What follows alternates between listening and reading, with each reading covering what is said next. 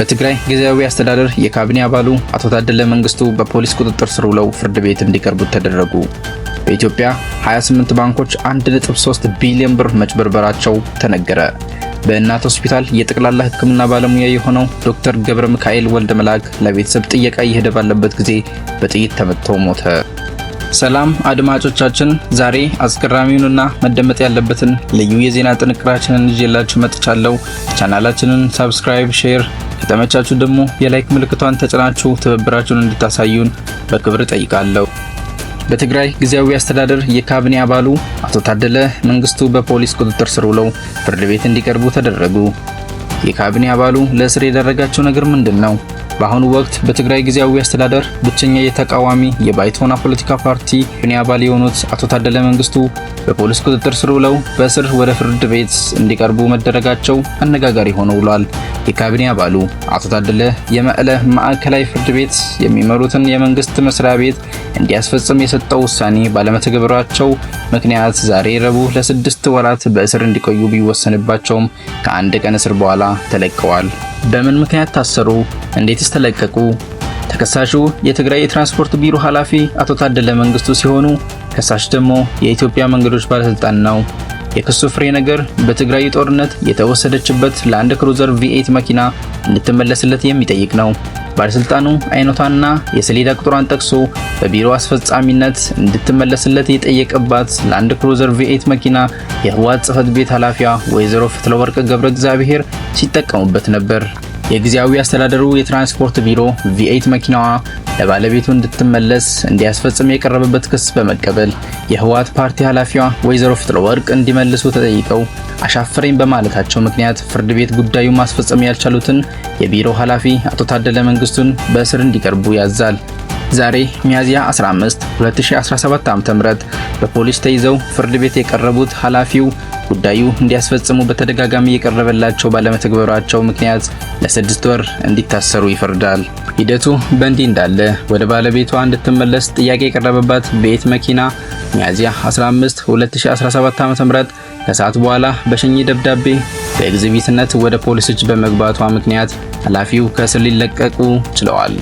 ከትግራይ የትራንስፖርት ቢሮ የተገኘው መረጃ እንደሚያመለክተው በጦርነቱ ምክንያት ከመንግስታዊና ግለሰቦች ተወስደው የማይመለከታቸው አካላት እጅ የነበሩት ከ2800 በላይ ተሽከርካሪዎች ወደ ባለቤቶቹ ተመልሰዋል።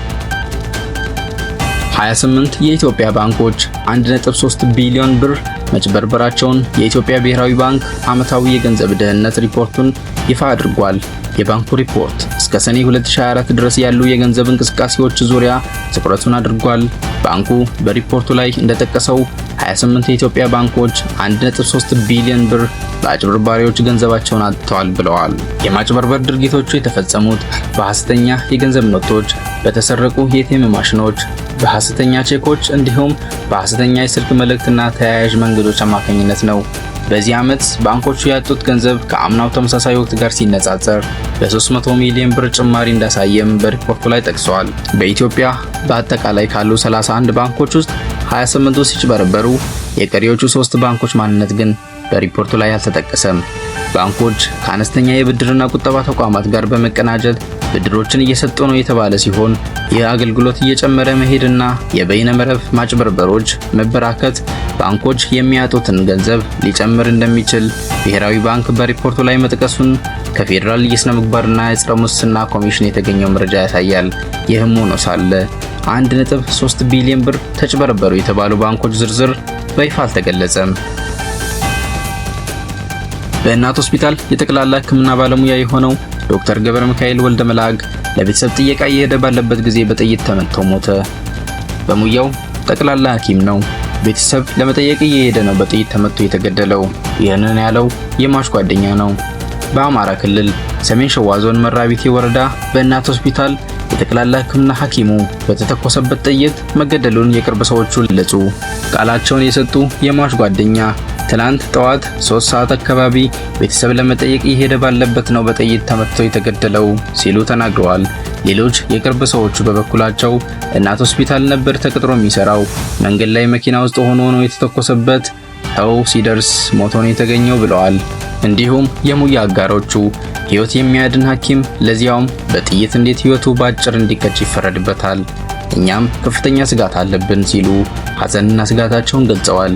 የገዳዮቹ ማንነት እስካሁን እንዳልታወቀ፣ የቀብር ስነ ስርዓቱ የሚፈጸመው ዛሬ እንደሆነ ተመልክቷል። ዶክተር ገብረ ሚካኤል በ2015 ዓ.ም በወልቂጤ ዩኒቨርሲቲ የተመረቀና ገና ወጣት ሐኪም መሆኑ ነው። ለሰዓቱ የያዝናቸው ዜናዎች እነዚህ ነበሩ። ቸር ተመኘን።